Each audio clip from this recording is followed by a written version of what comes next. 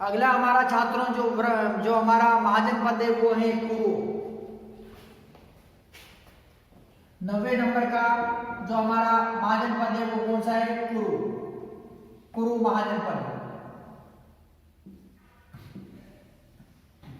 राजधानी इंद्रप्रस्थ। राजधानी इंद्रप्रस्थ। राजधानी इंद्रप्रस्थ।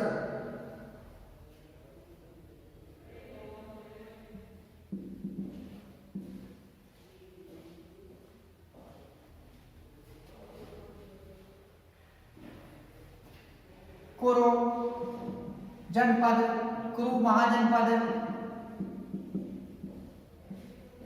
आधुनिक मेरठ, आधुनिक मेरठ,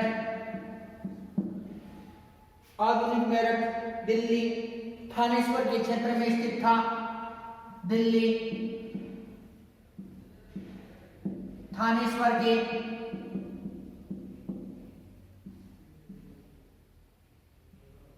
क्षेत्र में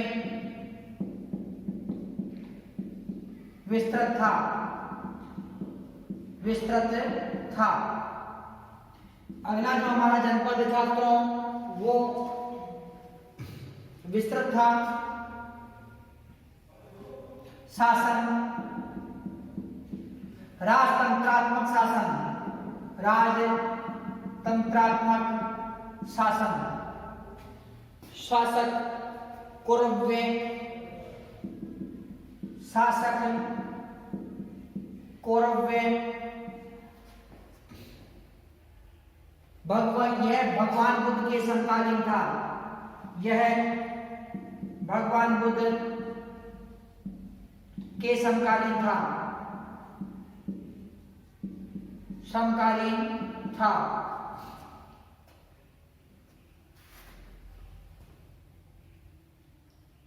महाभारत तथा अष्टाध्यायी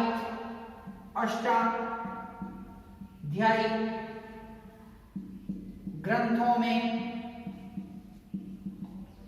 इस महाजनपद का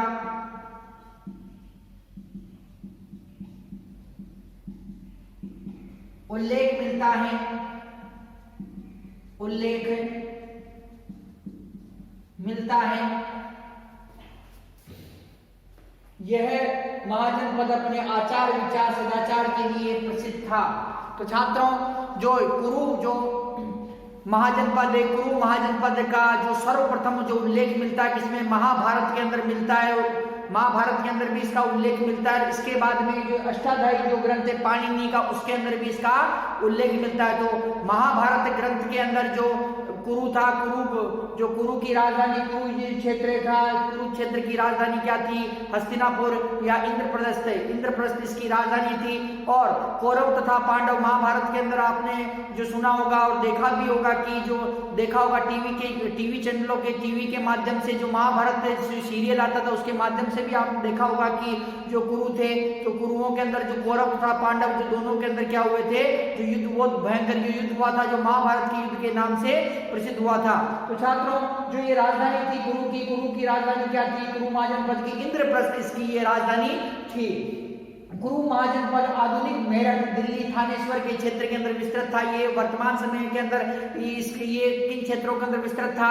ये जो था मेरठ दिल्ली तथा थानेश्वर का जो क्षेत्र था प्राचीन काल के अंदर ये जो क्षेत्र कुरु क्षेत्र के अंतर्गत आता था। शासन कौन सा था? निरंकुश राजतंत्रात्मक शासन यहाँ पर विद्यमान था। और भगवान बुद्ध के समय में यहाँ का जो शासक था वो था कौरव्य। यहाँ का शासक कौन था? कौरव्य यहाँ का शासक था। और किसके समय के अंदर था? ये भगवान बुद्ध के समकालीन था ये कौरव्य। महाभारत तथा अष्टाध्यायी ग्रंथों में इस महाजनपद का उल्लेख मिलता है। और ये जो महाजनपद था अपने आचार विचार तथा सदाचार के लिए ये प्रसिद्ध था। छात्रों अगला जो हमारा महाजनपद है वो है पांचाल महाजनपद। कौन सा महाजनपद है? पांचाल। 10वें नंबर का जो अगला महाजनपद है पांचाल। पांचाल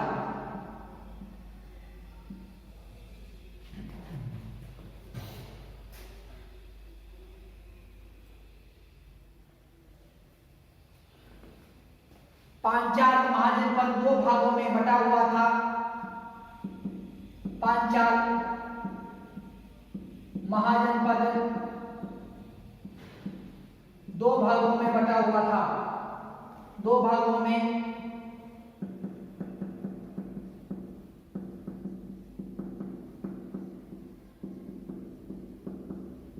बटा हुआ था। पांचाल महाजनपद दो भागों में बटा हुआ था। उत्तरी पांचाल व दक्षिणी पांचाल। दक्षिणी पांचाल।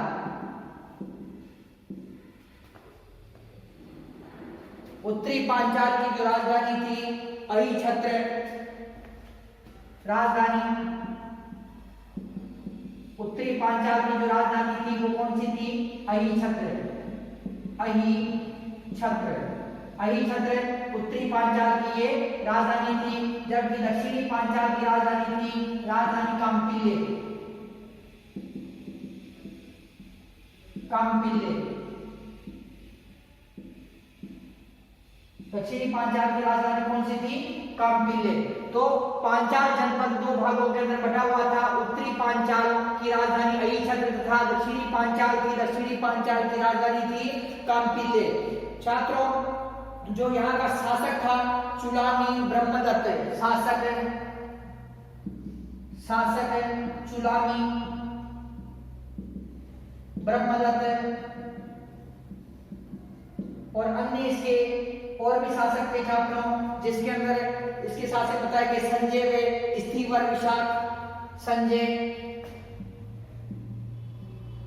व स्थिवर विशाख। स्थिवर विशाख शासक थे चुलामी ब्रह्मदत्त, संजय व स्थिवर विशाख शासन। राजतंत्रात्मक शासन।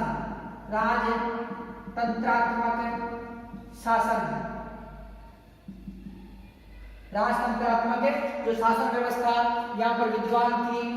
छात्रों, इस महाजन पद का उल्लेख, जो इसका उल्लेख है, इस महाजन पद का उल्लेख किसमें मिलता है?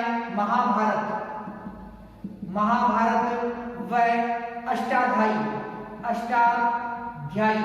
यह अष्टाध्यायी ग्रंथ किसका है? पाणिनि का है। किसका है?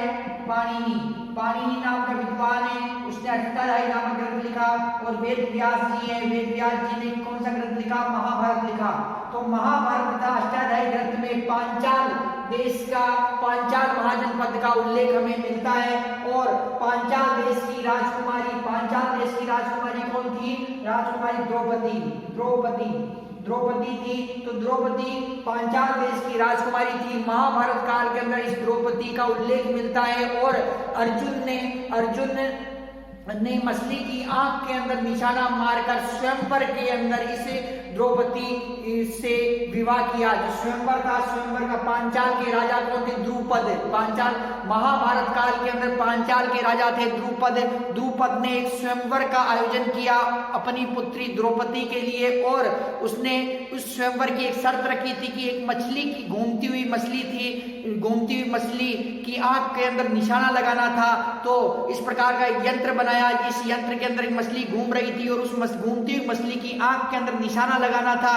और जो पांडव वंशीय अर्जुन ने ये कार्य पूरा किया, उस मछली की आंख को बेच दिया और द्रौपदी से विवाह किया। तो काम्पिल्य पांचाल देश की राजधानी कौन सी थी? महाभारत काल में काम्पिल्य थी। और काम्पिल्य की राजकुमारी कौन थी? पांचाल देश की द्रौपदी थी। तो इस बात की जानकारी हमें महाभारत ग्रंथ के अंदर मिलती है।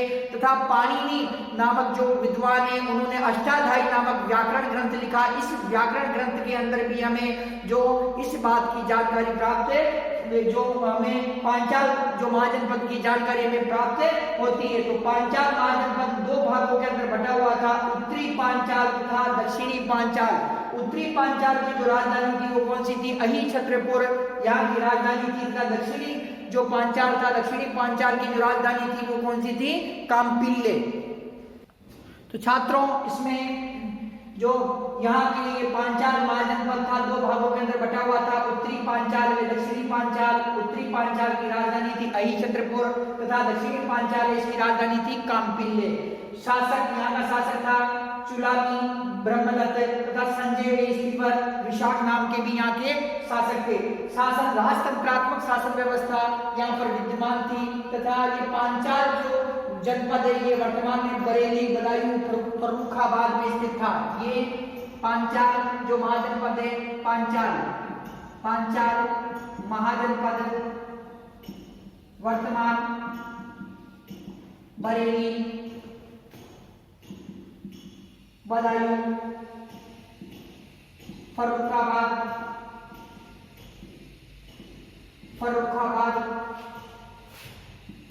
में स्थित था।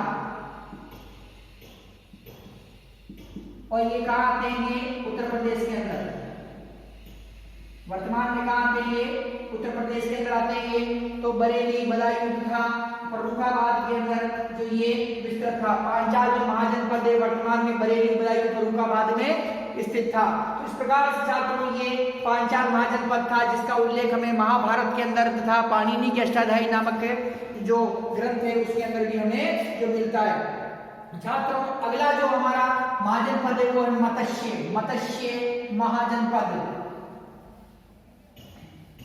मत्स्य महाजनपद 11वां जो हमारा महाजनपद है वो कौन सा है? मत्स्य महाजनपद। तो मत्स्य महाजनपद है छात्रों राजधानी बेराट या विराटनगर से विराट के नाम से भी, विराटनगर को बेराट के नाम से भी जाना जाता है। शासक विराट, यहाँ का शासक कौन था? विराट था। महाभारत काल में, तो महाभारत काल में यहाँ का शासक कौन था? विराट था। और शासन राजतंत्रात्मक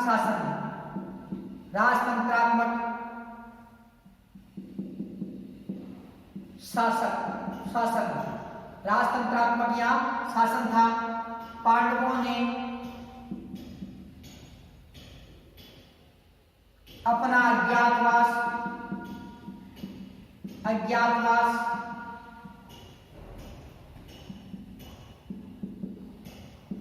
मत्स्य जनपद की राजधानी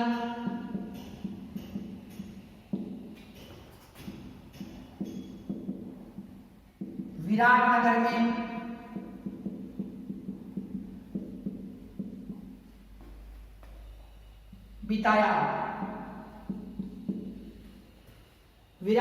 में बिताया।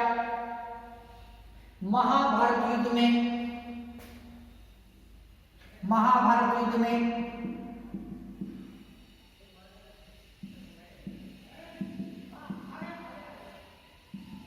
मत्स्य जनपद के राजा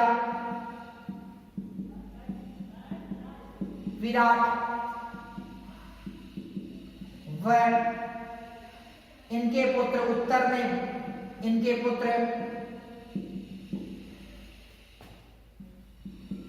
उत्तर ने पांडवों की तरफ से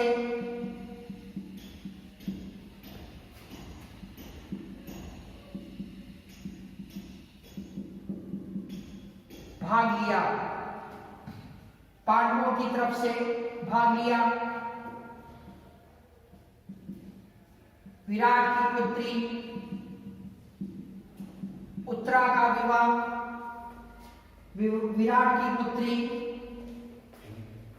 का विवाह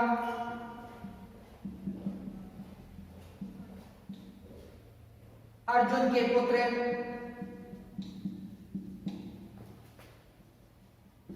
पुत्र अभिमन्यु से हुआ।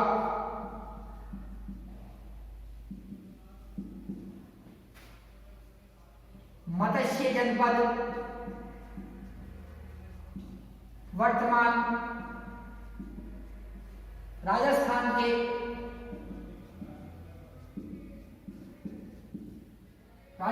के जयपुर, अलवर,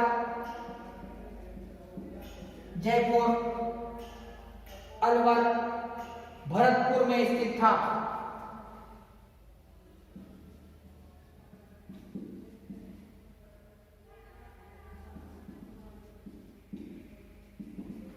भरतपुर में स्थित था। छात्रों, जो मत्स्य जनपद है, मत्स्य जनपद का जो हमें उल्लेख मिलता है, ये महाभारत के अंदर भी हमें उल्लेख इसका मिलता है, तथा जो अंगुत्तर निकाय जो ग्रंथ है इसके अंदर तो इसका मिलता ही है। और 16 जो महाजनपद है तो उनके अंदर हम इसकी 11वां हम इसकी जो चर्चा कर रहे हैं छात्रों, तो इसका उल्लेख हमें सर्वप्रथम कहाँ मिलता है? महाभारत के अंदर भी इसका हमें उल्लेख जो मिलता है। इसकी राजधानी थी विराटनगर। मत्स्य जनपद की राजधानी कौन सी थी? विराटनगर इसकी राजधानी थी।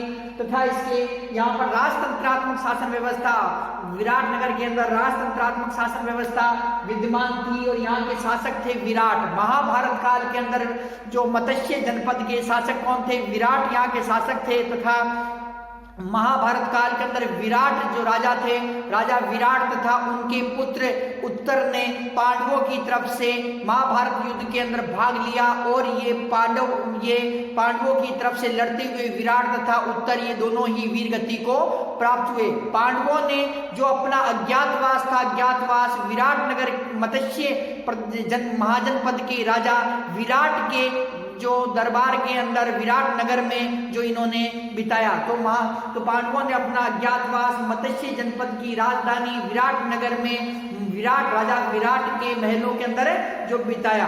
छात्रों, इसके अतिरिक्त जो राजा मत्स्य जनपद के जो राजा थे विराट, उनकी पुत्री थी उत्तरा।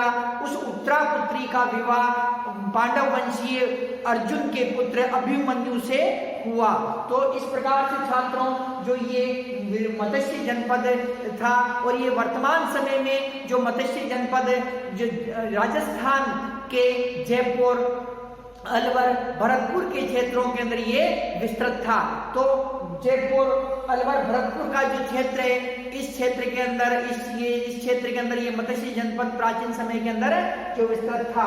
छात्रों, अगला जो हमारा जो जनपद है वो जनपद है छात्रों हमारा वो सूरसेन। अगला जनपद कौन सा छात्रों? सूरसेन जनपद।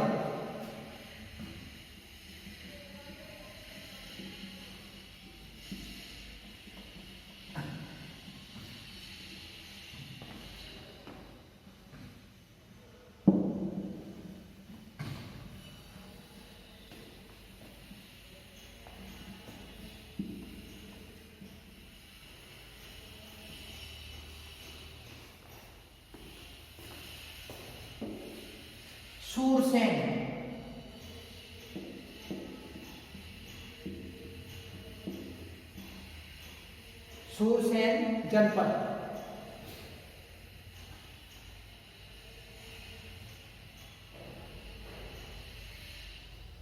राजधानी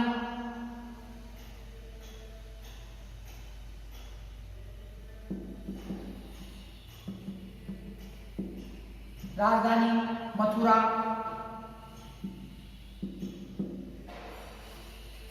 शासन राजतंत्रात्मक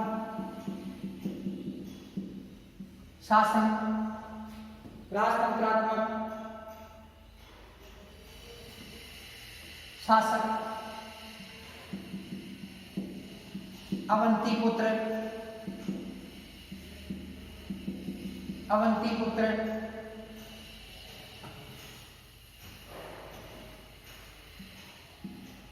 यह शासक भगवान बुद्ध के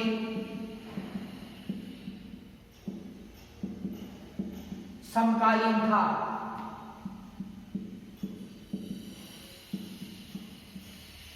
यह शासक भगवान बुद्ध के समकालीन था।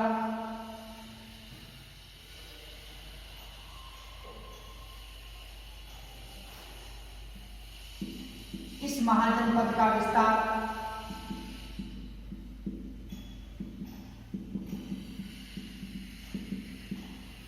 वर्तमान मथुरा व ब्रजमंडल के प्रदेश में था। ब्रजमंडल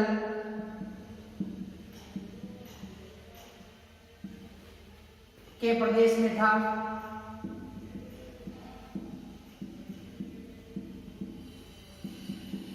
ब्रजमंडल के प्रदेश में था।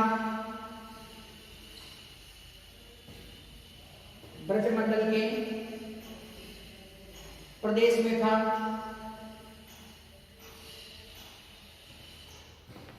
ब्रजमंडल के प्रदेश में था। महाभारत व यूनानी राजदूत मेगास्थनीज यूनानी राजदूत मेगास्थनीज के ग्रंथ इंडिका में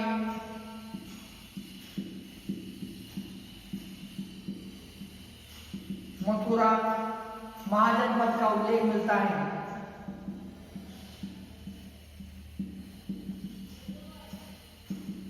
उल्लेख मिलता है।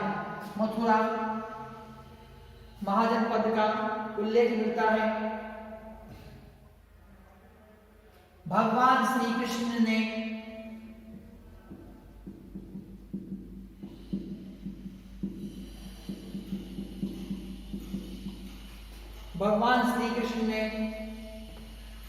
मथुरा के शासक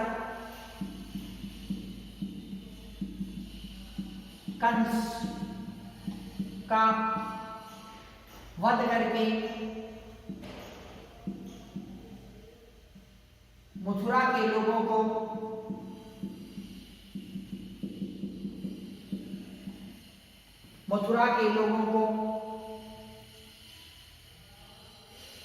कंस के अत्याचारों से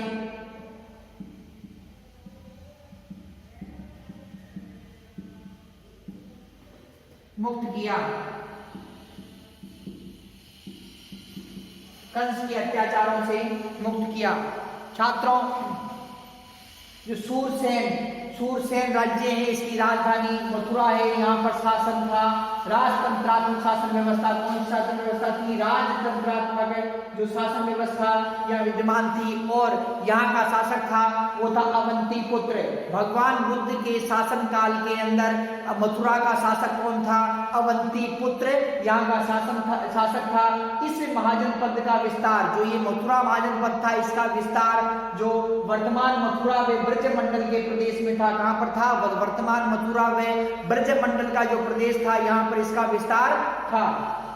महाभारत तथा महाभारत ग्रंथ में मथुरा महाजनपद की जानकारी प्राप्त होती है। साथ ही यूनानी राजदूत जो मेगास्थनीज था, उसने अपने ग्रंथ इंडिका में भी मथुरा महाजनपद का उल्लेख किया है। तो मथुरा महाजनपद का उल्लेख हमें महाभारत तथा मेगास्थनीज के ग्रंथ इंडिका से हमें इसका पता चलता है। महाभारत काल के अंदर मथुरा का शासक कंस था।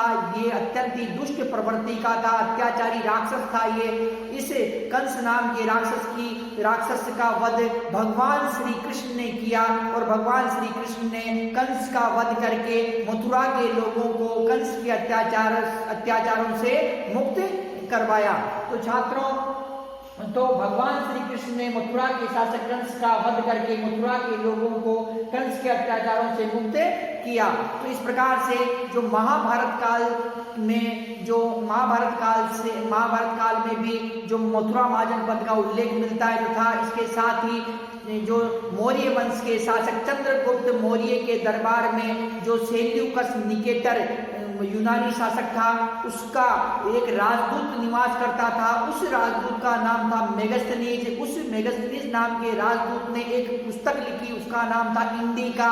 उस इंडिका पुस्तक में भी जो मथुरा महाजनपद का उल्लेख हमें जो सूरसेन महाजनपद की जो राजधानी है मथुरा, उसका उल्लेख हमें मिलता है।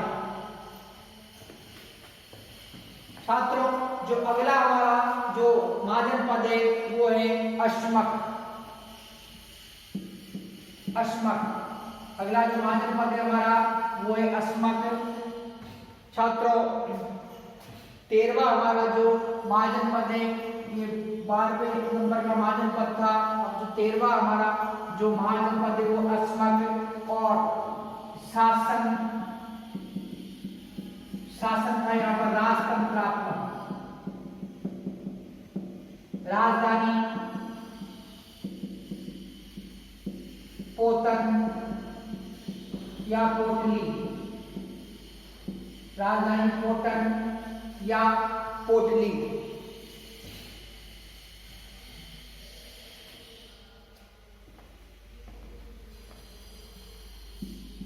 अश्मक दक्षिण भारत में स्थित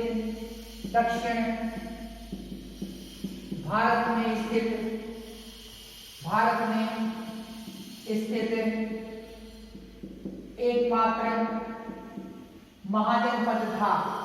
एकमात्र महाजन पद था। अश्मक दक्षिण भारत में स्थित एकमात्र महाजन पद था।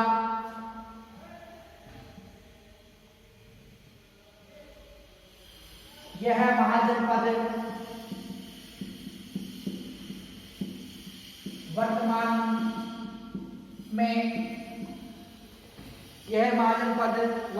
में नर्मदा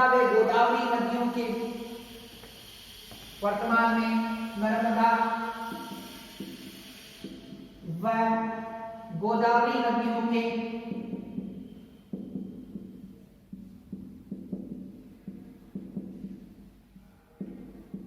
मध्य क्षेत्र में स्थित था।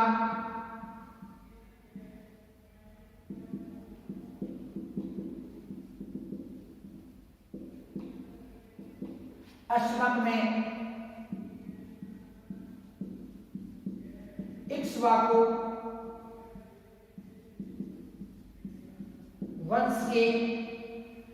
वंश का शासन था।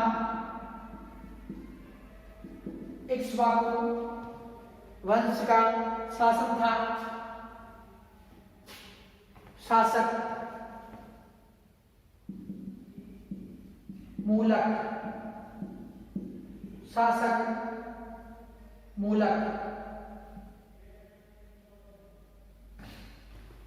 अश्मक जो दक्षिणी भारत के अंदर स्थित एकमात्र महाजनपद था और अश्मक की राजधानी थी पोतन। इसे पोटली के नाम से भी जाना जाता था। शासन यहाँ पर राजतंत्रात्मक शासन व्यवस्था थी और यहाँ का जो राजा था वो था शासक मूलक। यहाँ का राजा कौन था? मूलक था। और किस वंश का था? इक्ष्वाकु वंश। इक्ष्वाकु वंश का शासक मूलक यहाँ पर राज्य करता था और शासन व्यवस्था कौन सी थी? राजतंत्रात्मक शासन व्यवस्था थी।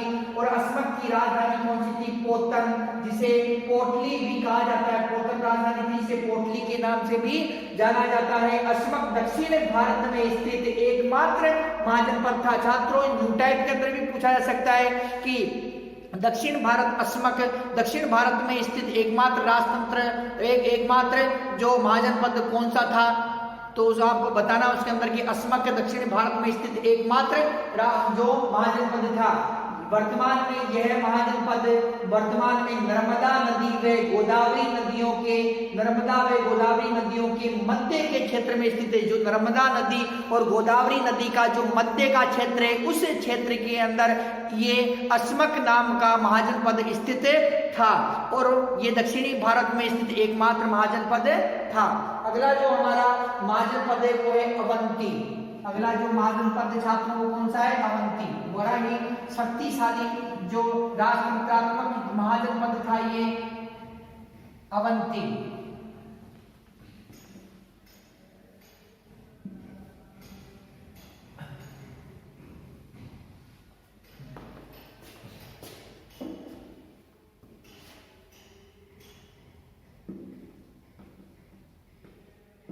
अवंती महाजनपद दो भागों में विभक्त था।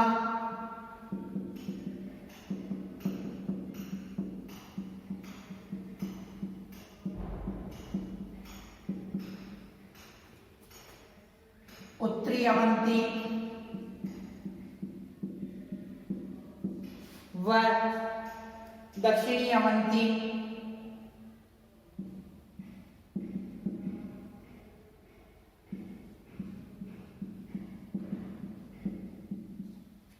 राजधानी उज्जैन। राजधानी माहिष्मती।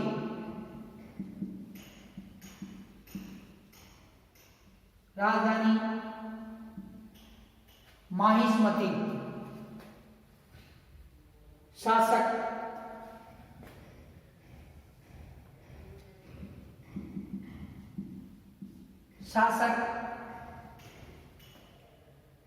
चंड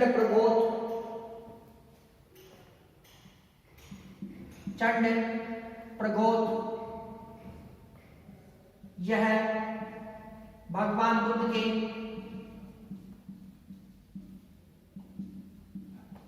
समकालीन था। यह भगवान बुद्ध के समकालीन था।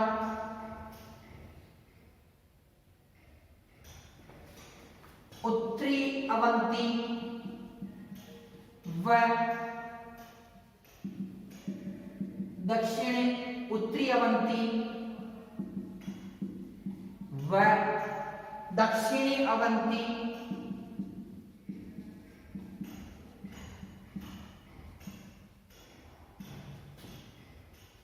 दक्षिणी अवंती के मध्य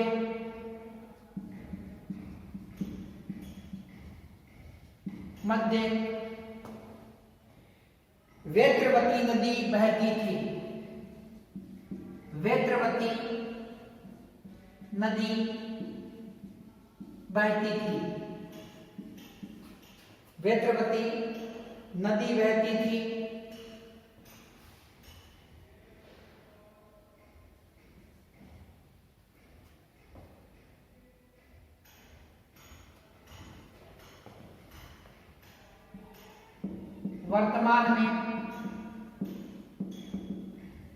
वर्तमान में उज्जैन जिले से लेकर नर्मदा नदी का क्षेत्र, उज्जैन जिले से लेकर नर्मदा नदी का क्षेत्र,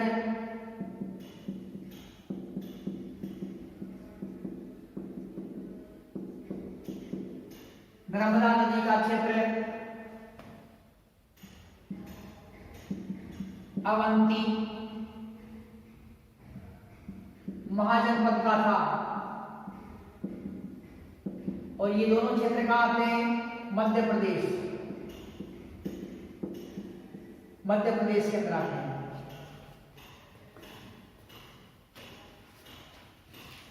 तो छात्रों, जो अवंती है, अवंती महाजनपद है, जो शक्तिशाली राजतंत्रात्मक शासन व्यवस्था थी। शासन व्यवस्था कौन सी थी? यहाँ शासन किस प्रकार का था? राजतंत्रात्मक शासन, राजतंत्रात्मक शासन। तो यहाँ पर राजतंत्रात्मक शासन व्यवस्था थी। और अवंती महाजनपद को, जो अवंती महाजनपद है, ये अवंती महाजनपद को जो वेत्रवती नदी, कौन सी नदी? वेत्रवती नदी दो भागों के अंदर बांट रही थी, उत्तरी अवंती तथा दक्षिणी अवंती। तो उत्तरी अवंती में दक्षिणी अवंती कौन कौन से भाग थे? उत्तरी अवंती में दक्षिणी अवंती को कौन सी नदी बांट रही थी? दो भाग में। वेत्रवती नदी इसको दो भाग के अंदर बांट रही थी। उत्तरी अवंती की राजधानी थी उज्जैन। उत्तरी अवंती की राजधानी कौन थी? उज्जैन थी। तथा दक्षिणी जो अवंती थी उसकी राजधानी थी माहिष्मती। दक्षिणी अवंती की राजधानी क्या थी? माहिष्मती या महिष्मती। यह शासक कौन था? चंड प्रगोट। यहाँ का शासक था चंड प्रगोट। महात्मा बुद्ध के समकालीन यहाँ का शासक था चंड प्रगोत। और जो अवंती जो महाजनपद था ये दो भागों के अंदर था, उत्तरी अवंती तथा दक्षिणी अवंती। उत्तरी अवंती की जो राजधानी थी वो राजधानी कौन सी थी? उज्जैन। तथा दक्षिणी अवंती की राजधानी कौन सी थी? महिष्मती। उत्तरी अवंती व दक्षिणी अवंती को वेत्रवती नदी, कौन सी नदी? वेत्रवती नदी, जो इसे दो भागों के अंदर विभाजित कर रही थी। और शासक कौन था? यहाँ का चंड प्रगोत। और ये चंड प्रगोत भगवान बुद्ध के समकालीन था। वर्तमान में उज्जैन जिले से लेकर नर्मदा नदी का जो क्षेत्र है, मध्य प्रदेश के उज्जैन जिले से लेकर नर्मदा नदी का जो क्षेत्र है वहां तक का क्षेत्र अवंती महाजनपद का क्षेत्र कहलाता था। छात्रों, जो अगला हमारा जो महाजनपद है वो है गांधार। अगला महाजनपद है गांधार।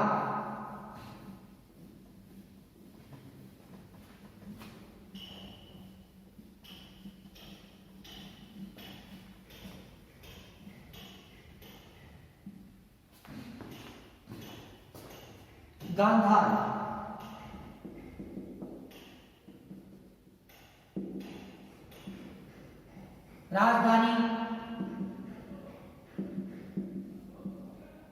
राजधानी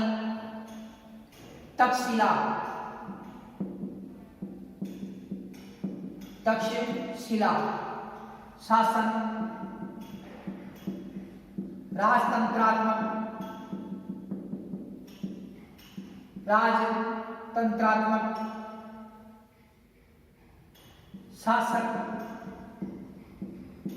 शासक पुष्कर सारी।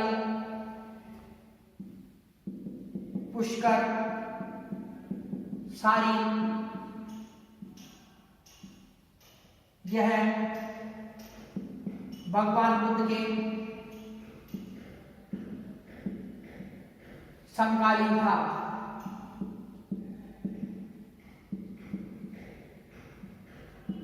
यह भगवान बुद्ध के समकालीन था।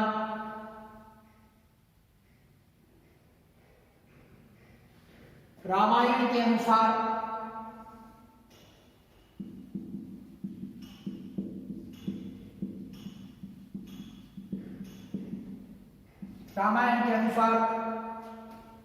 राजा भरत के पुत्र तक्ष ने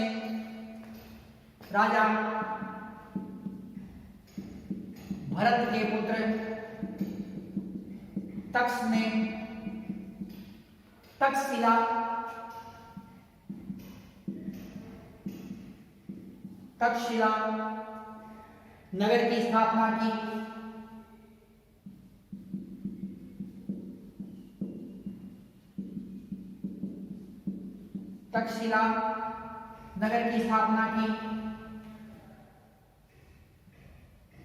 तक्षशिला नगर की स्थापना की। महाभारत के अनुसार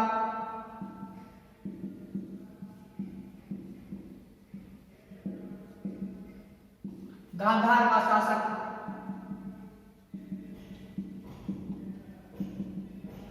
शकुनी था।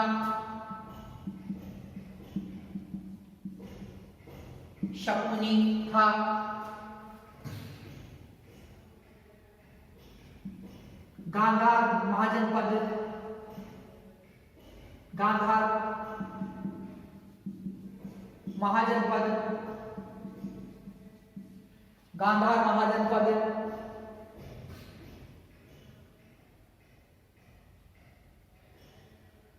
वर्तमान पेशावर में रावलपिंडी के क्षेत्र में स्थित था।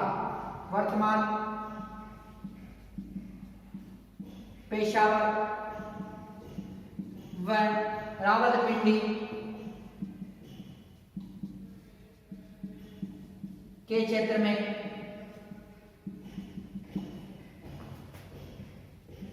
स्थित था।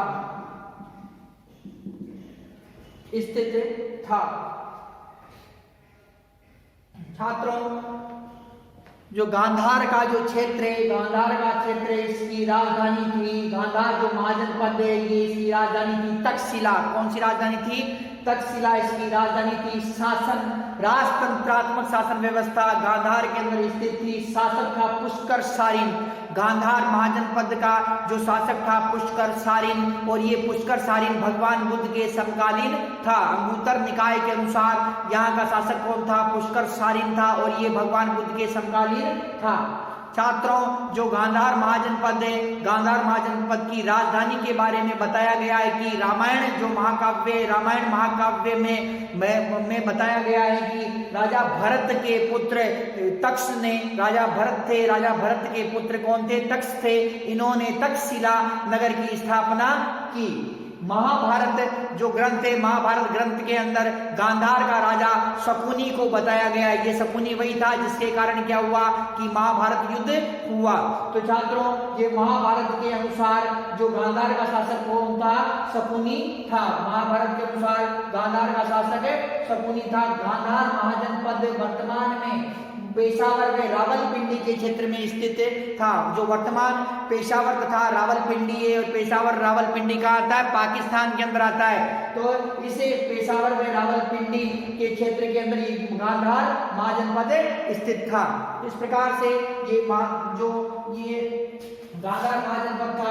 छात्रों, अब हमारा जो अंतिम जो महाजनपद है, 16वां जो महाजनपद है वो है कंबोज। कंबोज महाजनपद, कंबोज महाजनपद, कंबोज।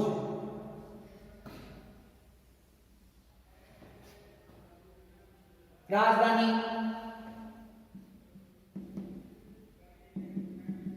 हाटक,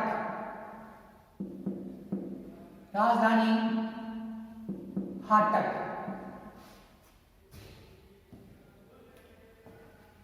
राजपुर, हाटक राजपुर।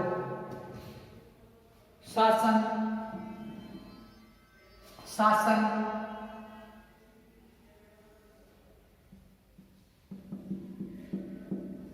राजतंत्रात्मक, शासन राजतंत्रात्मक। शासक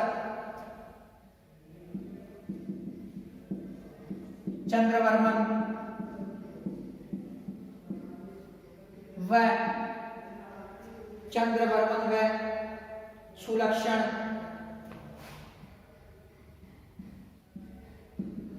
चंद्रवर्मन व सुलक्षण।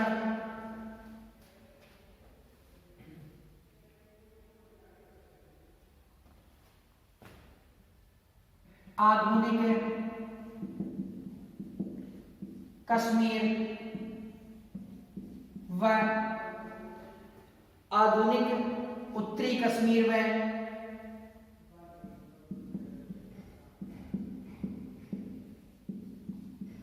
काफिस्तान का क्षेत्र, काफी स्थान का क्षेत्र।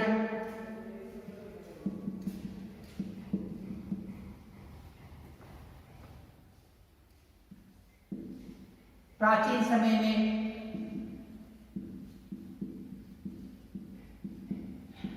कंबोज महाजनपद में आता था।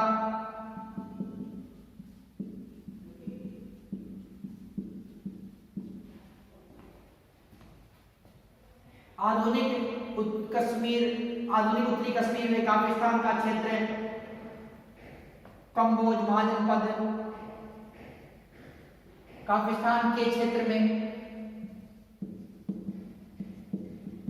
आधुनिक उत्तरी कश्मीर व काफिस्तान के क्षेत्र में कंबोज महाजनपद विस्तृत था, विस्तृत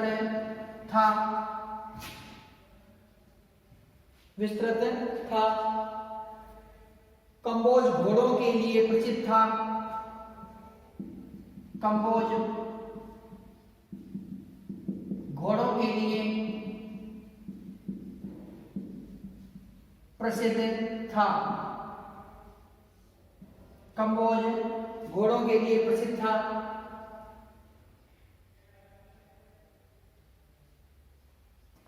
हिंदू कुश पर्वत से लेकर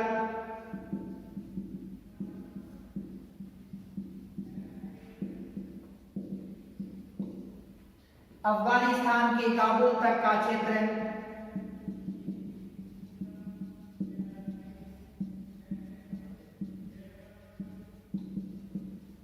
अफगानिस्तान के काबुल तक का क्षेत्र हिंदू कुश पर्वत से लेकर अफगानिस्तान के काबुल तक का क्षेत्र काफिस्तान कहलाता था। काफी स्थान कहलाता था। इसे कपीसा भी कहा जाता, इसे कपीसा भी कहते हैं।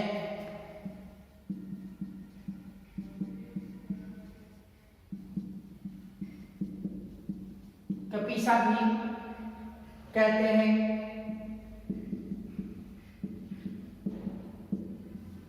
कपीसा भी कहते हैं।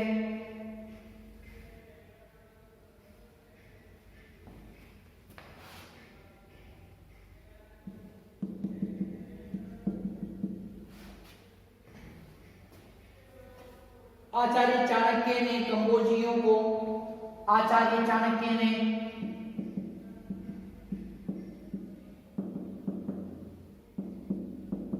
कंबोजियों को या कंबोज के निवासियों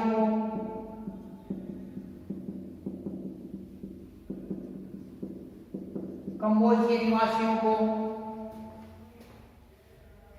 वार्ता शास्त्रों परजीवी वार्ता शास्त्रों परजीवी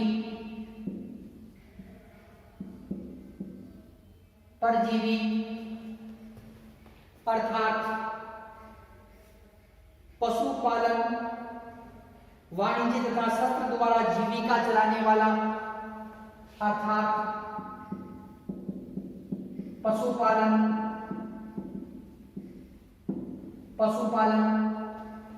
व्यापार वाणिज्य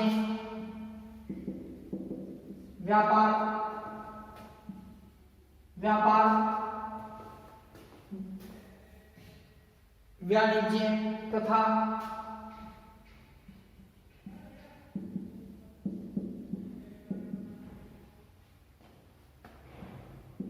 शस्त्रों द्वारा जीविका चलाने वाला कहा है। शस्त्रों द्वारा जीविका चलाने वाला कहा है।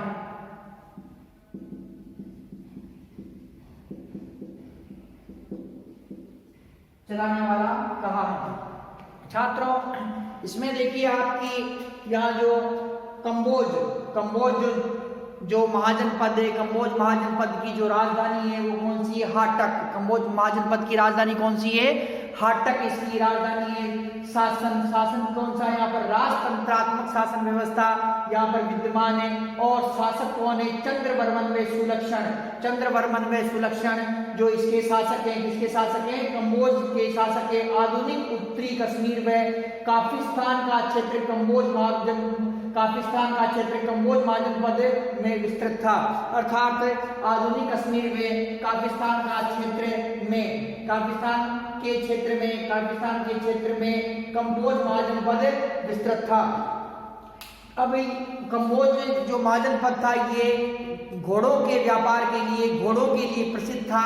और घोड़े यहाँ से क्या है कि अन्य महाजनपदों के अंदर आयात किए जाते थे। अर्थात कंबोज महाजनपद था वो निर्यात करता था घोड़ों का अन्य महाजनपदों में। अब ये जो महाजनपद था कंबोज, ये कहाँ से कहाँ तक था वो देखते हैं। हिंदू कुश पर्वत से लेके अफगानिस्तान के काबुल तक का क्षेत्र, जो हिंदू कुश पर्वत है वहां से लेकर अफगानिस्तान के काबुल तक का जो क्षेत्र है वो क्या कहलाता था?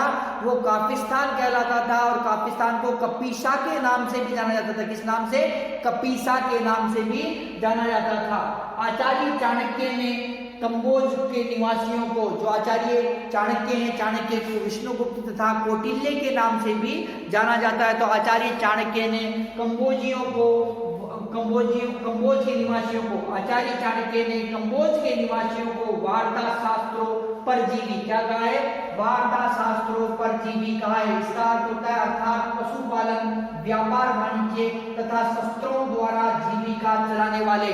अर्थात कंबोज के निवासी अधिकतर पशुपालन करते थे, अस्त्र शस्त्रों का निर्माण करते थे, व्यापार वाणिज्य करते थे। इसीलिए जो आचार्य चाणक्य हैं, आचार्य चाणक्य ने कंबोज के निवासियों को वार्ता शास्त्रों पर जीविका क्या कहा है, वार्ता शास्त्रों पर जीविका है। तो छात्रों इस प्रकार से जो वैदिक सभ्यता, इस प्रकार से जो वैदिक सभ्यता के बाद में जो 600 ईस्वी पूर्व जिस जो महाजनपद का उदय हुआ, वो यह महाजनपद का जो उदय होता है छात्रों, यह महाजनपद का उदय कहाँ पर हुआ, यह महाजनपद का जो उदय होता है छात्रों वो उत्तर प्रदेश, जो हमारा जो उत्तर प्रदेश का पूर्वी उत्तर प्रदेश तथा जो पश्चिमी बिहार का क्षेत्र है, कौन से क्षेत्र में, 600 ईस्वी पूर्व पूर्वी उत्तर प्रदेश तथा पश्चिमी जो बिहार के क्षेत्र में जो लोहे का अधिक प्रयोग किया जाने लगा और वहां पर जो बड़े बड़े जनपदों का उदय हुआ। इन सभी 16 जनपदों के अंदर सबसे शक्तिशाली जनपद जो था वो था मगध तथा दक्षिणी भारत में एकमात्र महाजनपद स्थित था, वो कौन सा था, अश्मक। महाजनपदों की जो जानकारी हमें प्राप्त होती वो हमें पाणिनि के ग्रंथ अष्टाध्यायी से तथा वेद व्यास जी के ग्रंथ महाभारत से तथा जैन ग्रंथ भगवती सूत्र से तथा जो बौद्ध ग्रंथ है अंगुत्तर निकाय से हमें प्राप्त होती है। भगवती सूत्र जो जैन ग्रंथ है तथा बौद्ध ग्रंथ अंगुत्तर निकाय है, इनमें 16 महाजनपदों की हमें जानकारी प्राप्त की है, जानकारी बताई गई है तथा 16 महाजनपदों का जो उल्लेख जो अंगुत्तर निकाय के अंदर मिलता है, उस अंगुत्तर निकाय ग्रंथ के अनुसार जो हमने 16 महाजनपदों का जो यहाँ पर विस्तार पूर्वक चर्चा की। तो इस प्रकार से छात्रों ये जो हमारा आज का टॉपिक है महाजनपद काल, तो ये महाजनपद काल कंप्लीट होता है। नेक्स्ट टाइम नेक्स्ट टॉपिक करेंगे। धन्यवाद।